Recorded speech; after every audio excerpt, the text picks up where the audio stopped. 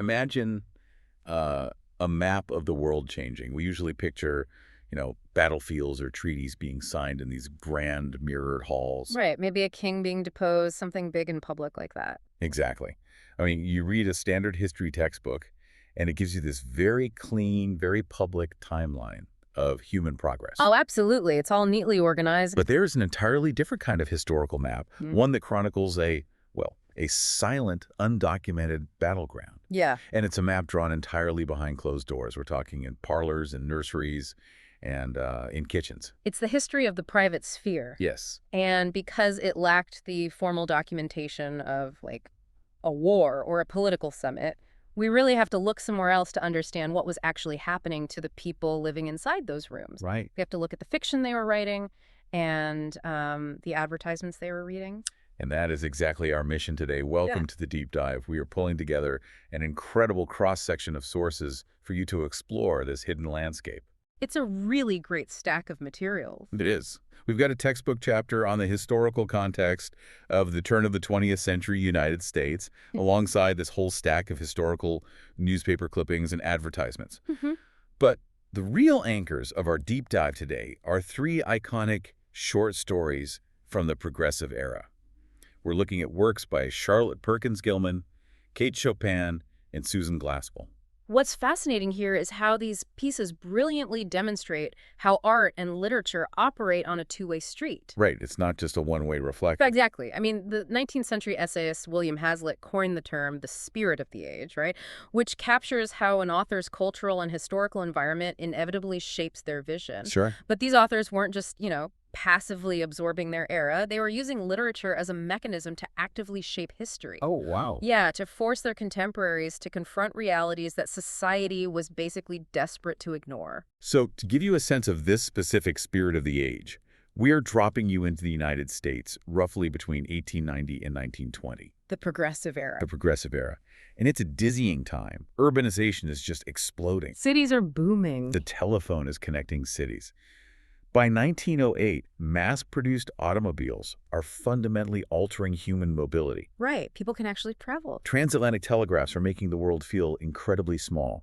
It genuinely feels like the future has arrived. It does. Yet for married, middle-class women of this exact era, that future it stopped at their front door. Yeah, it really did. Their lives were supposedly transforming thanks to all this modernization, but in reality, they remained rigidly confined by legal frameworks, medical dogmas, and just suffocating social expectations. And that's why the fiction from Gilman, Chopin, and Glaspell serves as the blueprint of a social revolution. Mm-hmm. They provided a vocabulary for an experience that simply had no public language. Wow, yeah. No public language at all. None. They were documenting the severe psychological and physical toll of domestic confinement, and they were exposing a reality that the broader male-dominated culture was treating as an unchangeable law of nature. Right. So before we can understand why the women in these stories were pushed to their absolute breaking point, we really need to establish exactly what the quote-unquote normal world looked like for them. We have to reconstruct that reality. Because if you project our modern understanding of a household onto the 1890s, you completely miss the sheer scale of the entrapment. Let's look at the statistics from our sources. Okay. By 1920, after decades of rapid industrialization, only 6.5% of married white women worked outside the home. 6.5%. That is wild. Just a tiny fraction. Meanwhile, half of all single women were in the paid workforce. And, that divide becomes even more complex when you factor in race and geography. Right, the sources cover that too. Yeah, following the Civil War, many married African-American women migrated to northern cities. They were trying to escape the abysmal wages of agricultural work in the post-war South. Mm-hmm. So they actively sought paid labor. So this highly specific, hermetically sealed domestic bubble, it was primarily enforced upon married white women of the middle and upper classes. Their entire universe, their only socially acceptable sphere of influence, was just the management of the home. Which was a massive job back then. Oh, completely. Managing a home in this era was closer to running a small-scale manufacturing plant. Yeah, it wasn't just light tidying up. Not at all. Even with the beginnings of modernization, the physical toll was astronomical. Our sources detail how women were producing the majority of their household clothing, preserving food, tending to coal fires just to heat water. Calling water and coal? Yes, and Yeah. laundry. Laundry was a multi-day ordeal of boiling, scrubbing, and wringing heavy, wet fabric. The labor was so intensive that the domestic economy heavily relied on hired help. Right. We actually see this explicitly in a 1901 source by a Mrs. Arthur Littleton titled Women and Their Work. What does she say? Well, she writes about the severe shortage of domestic servants. Young women were actively choosing factory work or business roles over domestic service. Why? Better pay. Better pay, defined hours, and honestly, a higher perceived social standing. Oh, interesting. So the middle-class housewife was constantly struggling to manage this grueling environment, often doing the manual labor herself when help couldn't be secured. But the culture kept promising that salvation was just around the corner, right? Courtesy of technology. Oh, the great technological promise. Right, like the mason jar arrives in 1857, which revolutionizes food preservation. Sewing machines become widely affordable. And then the ultimate savior, electricity. Right. There's a 1931 retrospective in the New York Times that we looked at. It boldly claimed that the array of electrical appliances had entirely done the work of the modern housewife. Done the work. That is quite a claim. Done the work. Well, the narrative was that labor-saving devices, from the vacuum cleaner to the electric light, would just naturally liberate women. Right, that was the assumption. The thought was that freeing a housewife from manual drudgery would, naturally allow her to pursue artistic talents, engage in intellectual development, or experience the broader world. But that narrative completely ignores the structural trap they were in. Absolutely. Our sources include this really fascinating 1919 Remington typewriter advertisement that perfectly captures this tension. Oh, I love this ad. It's so striking. The illustration shows a very sharp, confident woman holding a ledger. And she's striding forward while a line of identical, smaller women trail behind her into the distance. Mm-hmm. And the headline asks, "The woman in business, how big is her future?" And the ad copy is remarkably aggressive about the supposed liberation. It really is. It claims that since 1874, the Remington typewriter had introduced over 2 million women to paying positions. 2 million. Yeah, and it highlights one woman who started as a typist and rose to become the advertising manager of major business, and another who is earning a salary of $8,000 a year. Which, just to give you some context, in 1919, $8,000 is an immense amount of money. Mm-hmm. Oh, yeah. It's equivalent to a highly successful executive salary today. So it sells this intoxicating vision of absolute autonomy. Yes. It actually reminds me of the early rhetoric around the gig economy or the hustle culture of the internet age. Oh, that's a great comparison. Right. This idea that a single tool like a laptop or a smartphone or an Uber app is going to instantly democratize wealth and make everyone their own boss. And it promises absolute freedom. Exactly. But the structural reality for middle and upper class women at the turn of the century was far more insidious. Because the technology did reduce some of the backbreaking physical labor in the home, Sure. but society absolutely forbade them from entering newly professionalized fields like law, medicine, or finance. So they were left to this bizarre limbo. Exactly. They were kept idle, often dependent on what servants they could hire to do the remaining manual work, but they were completely denied any intellectual or professional outlet. Right. They were literally trapped in the house with nothing to do. Their usefulness as economic producers within the home declined rapidly, but the doors to meaningful external careers remained completely locked. It's a socioeconomic paralysis. And this is exactly what Charlotte Perkins Gilman attacked in her seminal 1898 book, Women and Economics. Oh, this book is so controversial for the time. Very. She used a very stark structural metaphor to expose the reality of traditional marriage. She actually compared the economic condition of women to that of horses. Horses. Yes. She argues that a wild horse, out in nature, is economically independent. It secures its own living through its own physical exertion. Right. But a domestic horse is completely dependent. Its survival is entirely at the mercy of its master, regardless of how hard it works. And Gilman drills down into the mechanics of that dependence. She points out that the domestic horse's food and shelter do not correlate to its labor. Wow, yeah. Right. The hardest working draft horse might be fed the least, while a show horse that does virtually nothing might be housed in luxury. That makes total sense. The return on the horse's labor depends entirely on the power and whim of the owner. And so Gilman applied this directly to human domestic relations. Which I'm sure ruffled some feathers. Oh, definitely. She argued that a woman's labor in the home, whether she was scrubbing floors or merely managing servants, was fundamentally the property of her husband. Mm-hmm. Her economic security depended on his power and will, not her own effort.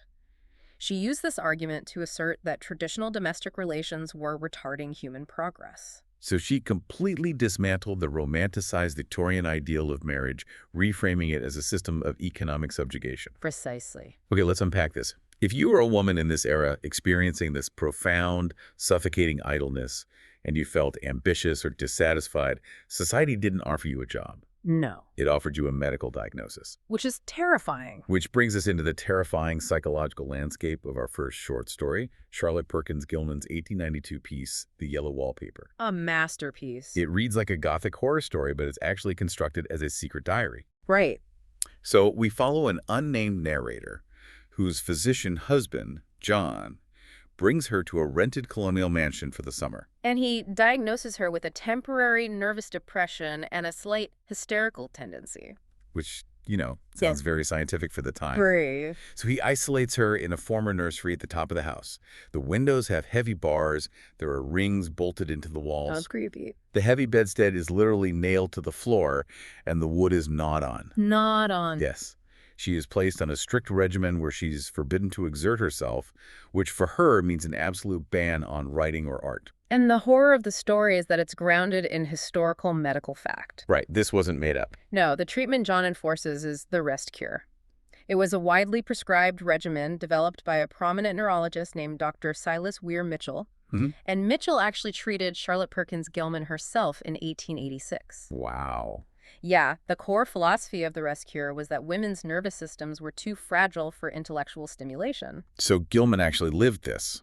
She did. She later wrote an article titled Why I Wrote the Yellow Wallpaper. She detailed her own experience with Dr. Mitchell. He put her to bed, applied the cure, and sent her home with the directive to live as domestic a life as possible. And she could only have 2 hours of intellectual activity a day, right? Right. And he told her to never to touch pen, brush, or pencil again. She wrote that following his advice brought her to the absolute edge of mental ruin. But let me ask you this. Looking closely at the character of John in the story, is he actively trying to torture his wife? Or is he just weaponizing the accepted science of his day? This raises an important question, because he doesn't read as a cartoonish villain twirling his mustache. No, he calls her a blessed little goose. Right, he carries her up the stairs. He genuinely believes he is curing her. The insidious nature of the story is how his affection is entirely entwined with his medical authority. But doesn't his paternalistic affection actually make it worse? Oh, absolutely. Because he is weaponizing his love to enforce her captivity. She says, he is very careful and loving, and hardly lets me stir without special direction. It's basically a trap made of care. Exactly. Yeah. She has absolutely no recourse because the ultimate authority, the standardized medical profession, completely agrees with them. Even her own brother. Right. Her brother, who is also a physician, endorses the rest cure. So if all the educated men in your life, backed by the weight of modern science, tell you that your desire to write is a literal symptom of a disease, how do you fight that? You can't. The medical establishment at the turn of the century was consolidating its power and actively excluding women from its ranks. Right. So you have a monolithic, male-dominated institution dictating that any resistance to traditional domestic submission is a biological pathology. An actual illness. Yes. So deprived of any outlet for her fierce creative and intellectual energy, the narrator's mind begins to turn inward. It has to go somewhere. Right. And it fixates on the only thing available to her, the walls of her room. Specifically the atrocious wallpaper. Oh, the wallpaper. She describes it with such visceral disgust. It's a smoldering, unclean yellow, strangely faded by the slow-turning sunlight. Mm-hmm. And she says the pattern is chaotic, like committing every artistic sin imaginable.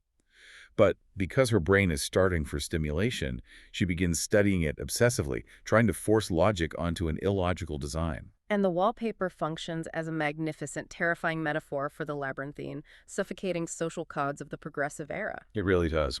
As her psychological state deteriorates, she begins to perceive a sub-pattern shifting behind the chaotic front design. This is the chilling part. She realizes the sub-pattern is a woman. A woman creeping around. Yes, creeping around, trapped behind bars. She writes, by daylight she is subdued, quiet. I fancy it is the pattern that keeps her so still. Wow. The woman is shaking the bars at night, trying to climb through, but the chaotic pattern of the wallpaper literally strangles her. It's a direct reflection of her own condition, right? Trapped by the intricate, confusing rules of a society that demands she remain still and quiet. Exactly. And the descent into madness culminates on their last day in the house. She locks the door, throws the pea down into the front path, and she begins tearing the wallpaper off in massive strips to liberate the woman trapped inside. Free her. To free her. But the devastating realization is that she hasn't just freed the woman she has become. When John finally unlocks the door and breaks into the room, he finds his wife creeping along the floor, her shoulder tracing a deep, long groove she has worn into the wall. Ugh, the imagery is so haunting. It is. She looks at him and says, "I've got out at last. You can't put me back." And the supremely rational man of science is so fundamentally shattered by the sight of her complete psychological collapse that he faints dead away right across a creeping path. Right in her way. And she simply continues to creep over his unconscious body over and over again. It is the darkest of victories. She escapes the psychological prison of her marriage and her diagnosis, but the cost is her sanity. And Gilman designed this story precisely to alter human behavior. It was a precision strike against the medical establishment. And it resonated. Yeah. We have a 1905 clipping from the Washington Post titled "Egotism of the Rest Cure," which openly criticizes the treatment. Which is amazing to see in the press. It is. The article points out the glaring hypocrisy that this supposed cure for exhaustion is very rarely advised in the case of a man or in the case of a real worker. Wow. And Gilman actually sent a copy of her story directly to Dr. Weir Mitchell. She wanted him to read it. She did. She was using literature to expose the horrors of this medical practice and force a reevaluation. So the yellow wallpaper illustrates a woman driven to madness by the relentless pressure of her confinement.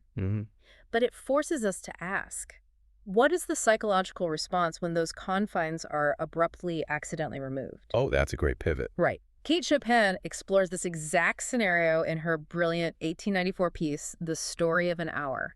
And it's an incredibly brief, potent narrative. I mean, it's barely a few pages long. Very short. So, the plot is this.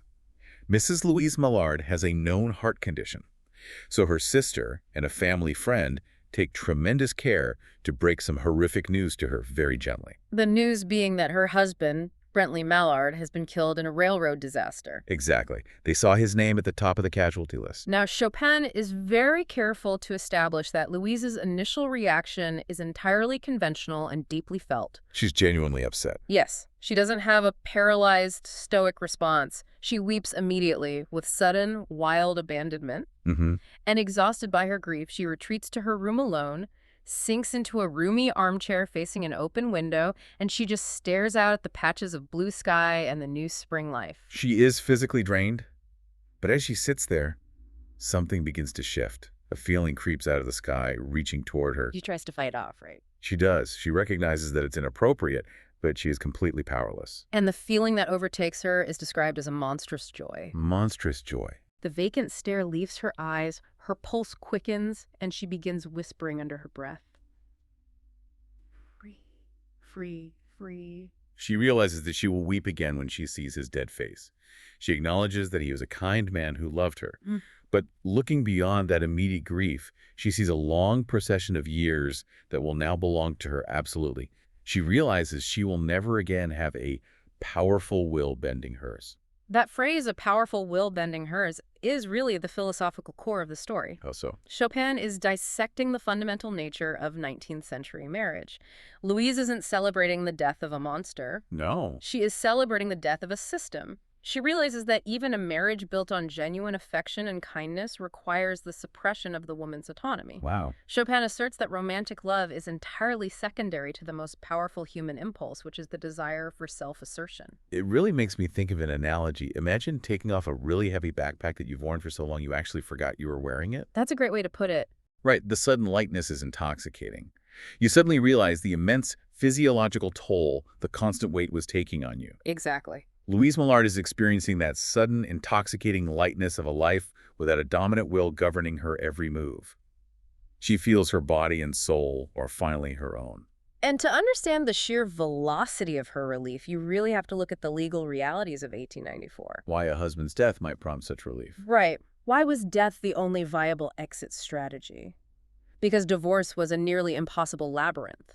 According to the textbook sources we have, prior to 1900, you couldn't just cite irreconcilable differences or a lack of fulfillment. No, absolutely not. You generally had to prove severe physical violence or blatant adultery in a court of law just to be granted a divorce. And it was financially ruinous and carried a social stigma so severe, essentially exiled a woman from polite society. You were legally and permanently tethered to that powerful will. Yet, despite those monumental legal and social barriers, a massive silent dissatisfaction was brewing in American homes. And we have incredible statistics from our sources to back that up. Right, the Washington Post article. Yes, a 1909 Washington Post article titled "The Chances of Divorce." It documents that out of 12.8 million marriages contracted between 1887 and 1906, over 820,000 ended in divorce. That's roughly 1 in 15 marriages. And here is the most vital piece of data in that article. 66.6% of those divorces were granted to wives. 2/3. 2/3 of all divorces were initiated by women. When given any conceivable avenue of escape, women were taking it, absorbing the massive social cost just to reclaim their autonomy. So Louise Millard's secret joy wasn't a monstrous anomaly. Not at all. She represented the silent majority of American women. But Chopin denies Louise the future she just glimpsed. Oh, the ending. The ending is just a brutal execution of irony. It really is. So Louise emerges from her room, carrying herself like a goddess of victory. She walks down the stairs with her sister. And at that exact moment, someone opens the front door with a latchkey. And it's Brentley Mallard. It's him. He had been far away from the train accident and had no idea it even happened. Yeah. He is perfectly fine, completely unharmed. And upon seeing him walk through the door, Louise drops to the floor, dead. Dead. The doctors arrive and provide the official medical conclusion. They state she died of heart disease of joy that kills. Once again, the male medical authority completely misreads the female experience. They get it entirely backwards. Right. The authorities assume her fragile heart couldn't withstand the overwhelming, ecstatic joy of seeing her beloved husband alive. But the reader knows the devastating truth. It wasn't the joy of seeing him that killed her. No. It was the lethal physical shock of having her newfound freedom, her entire sovereign future, instantly annihilated. Instantly ripped away. The realization that she was thrust back under that powerful will was literally unsurvivable. It's so tragic. Kate Chopin shows us a woman finding freedom in the sudden accidental death of her husband. But in 1917, Susan Glaspell wrote a story exploring a much darker, much more deliberate physical route to escape. And the profound solidarity of the women who covered it up. This is a jury of her peers. Glaspell constructs a brilliant study in perspective here, contrasting how men and women evaluate the exact same physical space. The setting is just bleak. It's a freezing March morning at the Wright farm, which is this lonesome, depressing place down in a hollow. Mm-hmm. And John Wright has been murdered in his bed, strangled with a rope while he slept. A very violent act. So the sheriff, the county attorney, and Mr. Hale, a neighboring farmer, arrive to investigate. Crucially, they bring along their wives, Mrs. Peters and Mrs. Hale, to gather a few personal items for the jailed suspect. Who is Minnie Wright, the dead man's wife? Right. And here's where it gets really interesting. You see this intense contrast between the men and the women. Because the men immediately establish a spatial hierarchy. Yes, they warm themselves by the stove, and then they stomp upstairs to the bedroom and out to the barn. They are hunting for a massive, bloody footprint. They need a concrete, violent, obvious motive. And they leave the women behind in the kitchen. And as the men pass through the kitchen, they openly mock the environment. The county attorney kicks his foot against some dirty pans and laughs about Minnie not having the homemaking instinct. And when the women express concern that Minnie's jars of fruit preserves might freeze and burst in the cold house, the men literally laugh at them. Mr. Hale dismissively says, "Women are used to worrying over trifles." Trifles. That concept of trifles is central to the narrative. The men view the domestic sphere as inherently meaningless to the serious intellectual business of the law. It's basically like a team of detectives walking into a bank vault looking for a smoking gun and completely ignoring the complex telemetry data running on the computers right next to them because they don't know how to read the code. That's exactly it. The men are looking for a physical bludgeon. But the women are like forensic psychologists. Mrs. Hale and Mrs. Peters begin reading the negative space of the kitchen. Because they understand the grueling rhythm of domestic labor, they can read the subtle deviations in the suspect's everyday routine. They recognize the kitchen as a complex workspace, and they immediately begin finding anomalies that the men literally cannot perceive. Like what? What do they find? Well, they notice a table that has only been half wiped, Mm-hmm. a bucket of sugar left half poured into a paper bag, a dirty roller towel. Mrs. Hale observes these and thinks, things begun and not finished. They are mapping the exact moment Minnie's mind snapped. And then they find a quilt Minnie was piecing together. The majority of the quilt features beautiful, perfectly even sewing. Right. But one block is chaotic. The stitches suddenly become erratic and frantic. Mrs. Peters says, why, it looks as if she didn't know what she was about. And the women instantly understand this as a physical record of sudden sheer panic or profound distress. And what does Mrs. Hale do? She quietly pulls out the chaotic stitches and replaces them with even ones? She instinctively tampers with the evidence to cover up Minnie's emotional unraveling. And then they find the ultimate clue. A catalyst. Searching a cupboard, they discover an empty bird cage with a broken door, one hinge violently wrenched apart. Mm-hmm. And finally, hidden inside a pretty little sewing box, wrapped gently in a piece of silk, they find the dead canary. Its neck has been wrung. The puzzle pieces locked together perfectly. Through these trifles, the women reconstruct the entire psychological history of the marriage. They connect the dots. Mrs. Hale remembers Minnie before she married John Wright. She was Minnie Foster, a girl who wore white dresses and sang in the local choir. She was vibrant, like a bird. But John Wright was a cold, hard man. Mrs. Hale says he was like a raw wind that gets to the bone. He systematically killed the song in Minnie over years of isolation. And when Minnie finally bought a canary to bring a tiny piece of joy and music into that bleak house, John snapped its neck. So in retaliation for the murder of the only joyful thing in her life, Minnie Wright strangled him the exact same way. She choked the life out of him. The tension of the story culminates not in a confrontation with the authorities, but in a silent, shared verdict between the two women. They exchange a look of dawning comprehension, of growing horror. They know perfectly well that the male-run legal system will never accept the death of a canary as a valid motive for murder. Right, because the county attorney is already planning to mock Minnie's defense that she slept through her husband being strangled right beside her. To the men, the domestic abuse is invisible, and the canary is just another trifle. Now, Mrs. Peters, the sheriff's wife, initially insists that the law is the law. Sure. But confronting the canary forces her to recall her own traumas.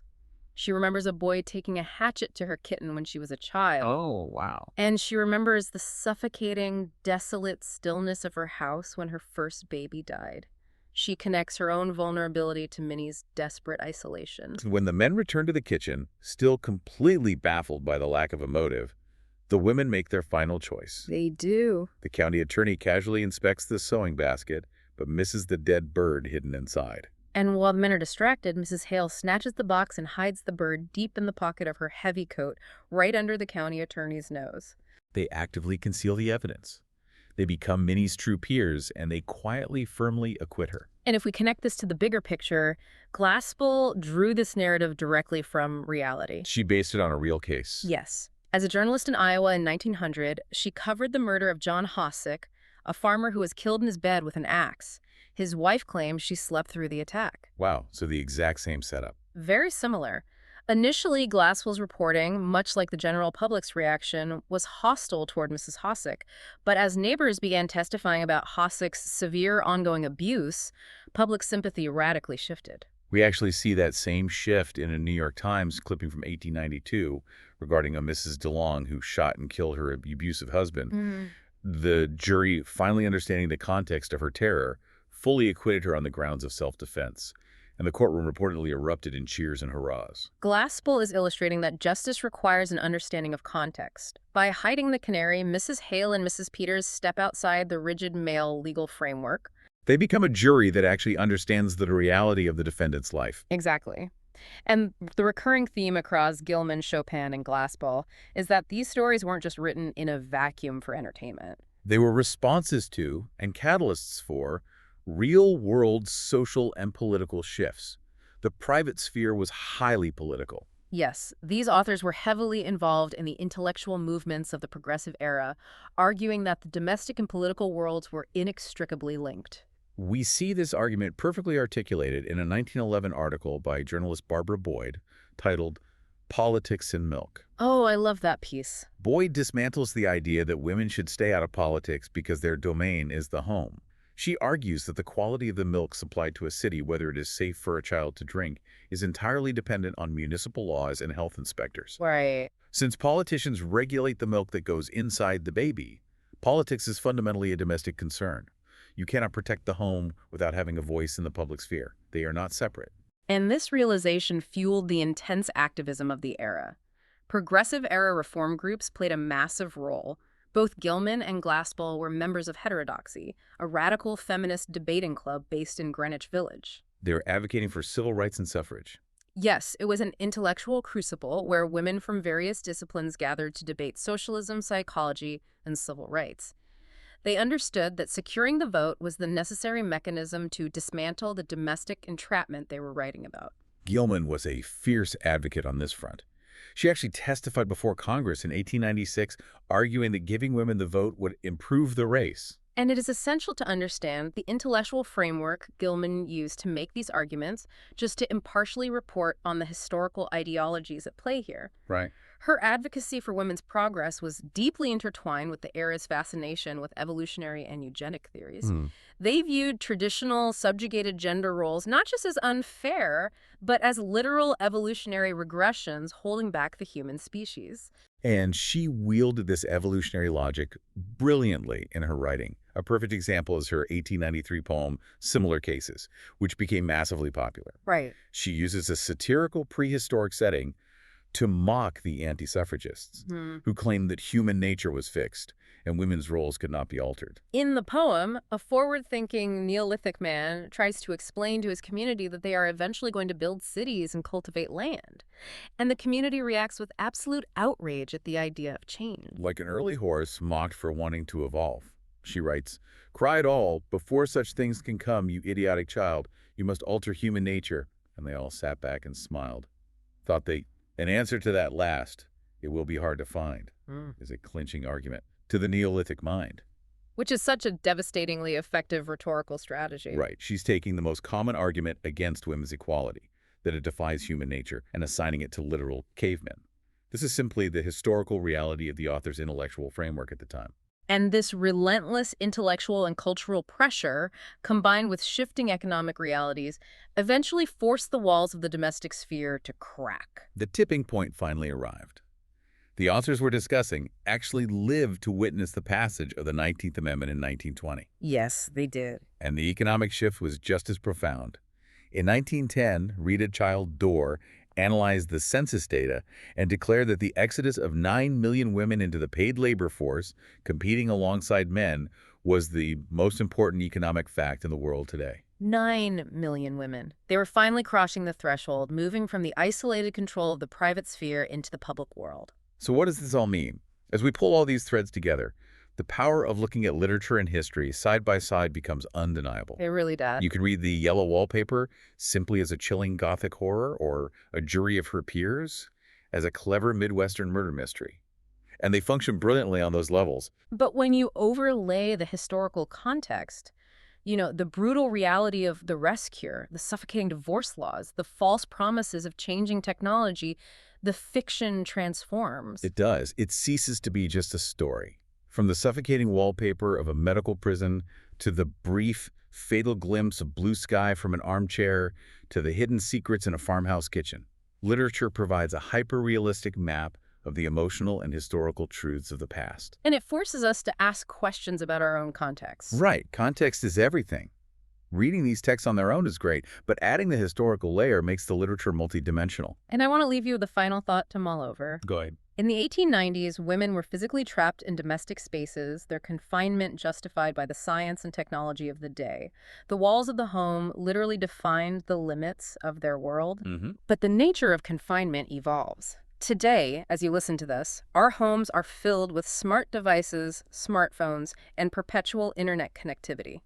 These technologies were sold to us with the exact same promise of the 1919 typewriter. Absolute liberation, ultimate efficiency, the freedom to work from anywhere. But in reality, they have completely blurred the lines between our work, our personal lives, and our leisure. We carry our offices in our pockets. You never actually leave work. Precisely. So the question is If Kate Chopin or Charlotte Perkins Gilman were writing a story today, what modern labor-saving technology would they identify as our new invisible yellow wallpaper? Oh, that is a chilling thought. What is the thing that gives us the illusion of freedom while actually keeping us tethered? That is something that will stick with you long after you put your headphones down. Thank you so much for joining us on this deep dive into the sources and exploring the invisible battlegrounds of the progressive era. Keep questioning the context behind everything you read, and we will see you on the next deep dive.